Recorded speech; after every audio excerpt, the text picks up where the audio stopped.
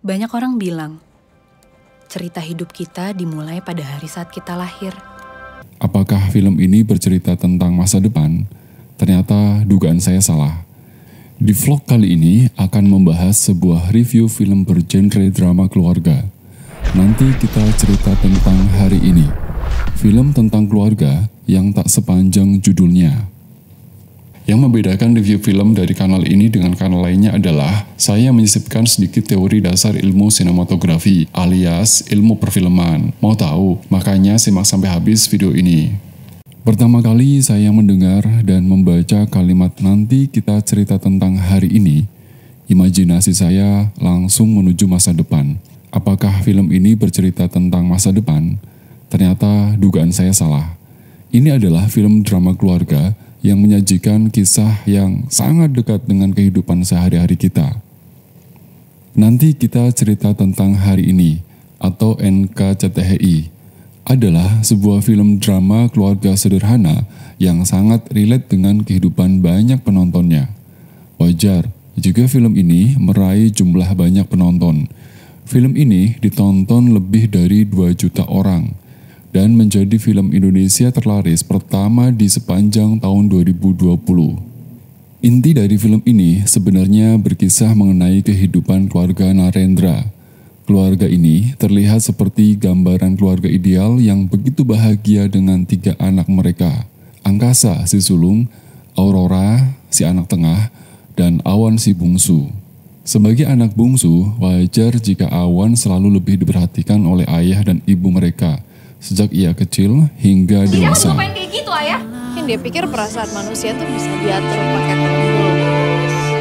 Sebelum kata yang utuh buat kamu.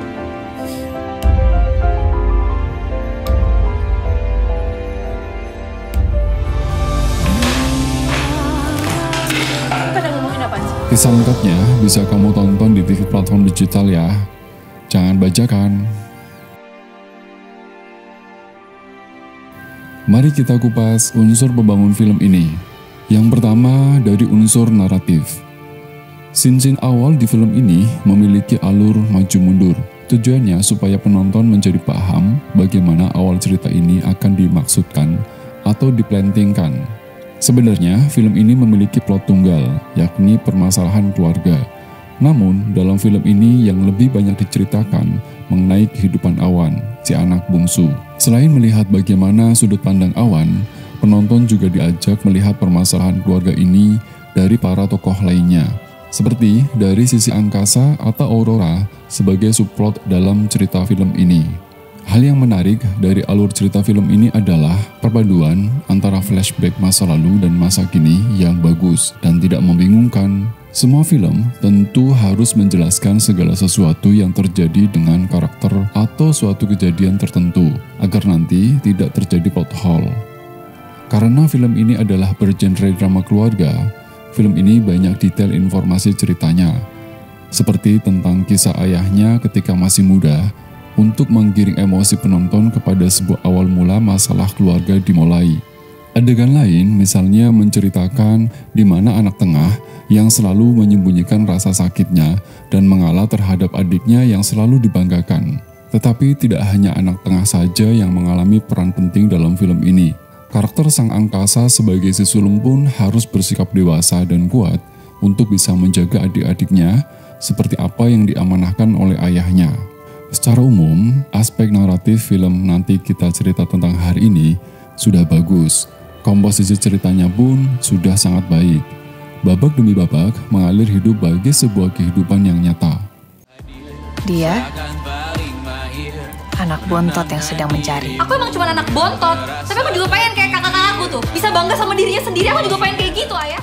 Bagaimana dengan unsur sinematik dan atau miss and scene-nya? Jauh sebelum NKCTHI versi layar lebar ini tayang, sebenarnya di web series versi YouTube, film ini sudah mencuri banyak perhatian hingga saat ini. Perhatian yang diberikan kepada film ini adalah justru dari sisi sinematiknya. Lah kok bisa? Bagi saya, Visinema PH yang menggarap film ini bisa dibilang menjadi pendobrak pertama dalam susunan sebuah ritme sinema yang awalnya kaku dan harus kamera statis. Di NKCTHI versi web sampai versi layar lebar tetap memberikan suguhan sinematik yang indah, mulai dari pengadeganan pemerannya yang tampil dan berakting dengan sempurna, setting dan pencahayaan yang sederhana namun lazim terlihat alamiah. Film ini memiliki komposisi pengambilan yang ciamik, shot gambar yang bagus, pergerakan kamera yang tidak berlebihan, dan blocking kamera dengan penonton juga bagus, sehingga wajar jika penonton dapat memahami makna dari setiap adegan di filmnya. Yang dibikin menariknya lagi, soundtrack film ini dapat membuat emosi penonton naik turun. Namanya Awan. Hai Awan. Bye.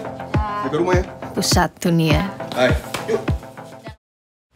Serta ritme editing yang juga cukup konstruktif maju, menampakkan storytelling yang baik dan mudah untuk diikuti. Dan sebagai catatan akhir film ini, bisa menjadi sumber referensi naratif, sinematik, dan miss and scenes yang bagus, terutama bagi kamu yang sedang belajar membuat film. Referensi komposisi shot mulai dari kamera movement, kamera angle, dan type of shot bisa kamu tiru dan pelajari lebih lanjut. Yang terakhir, pemikiran film ini adalah menyampaikan pesan agar berusaha adil kepada anggota keluarga kita, selalu memiliki komunikasi yang baik dengan keluarga, dan saling menyayangi satu sama lain tanpa membandingkan satu yang lainnya.